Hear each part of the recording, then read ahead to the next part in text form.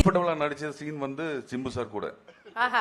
என்ன நாங்க சிம்பு சார் என்ன அப்படி என்ன ஜாலியா கம்ஃபர்டபுள் ஆக்கி விட்டாரு அவங்கள? இல்ல சாரும் டென்ஷன்ல இருக்கறல்ல. எல்லா டென்ஷன் கும்பலா டென்ஷனா இருப்போம். எல்லாரும் டென்ஷன்ல இருக்கு. அப்போ வந்து ஓ சேம் பார்ட்டிஸ்.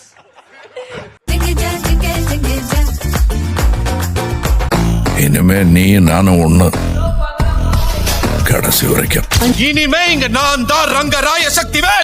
இது எவனுக்கும் எனக்கும் நடக்கிற கதை. நீயா நானா? வா.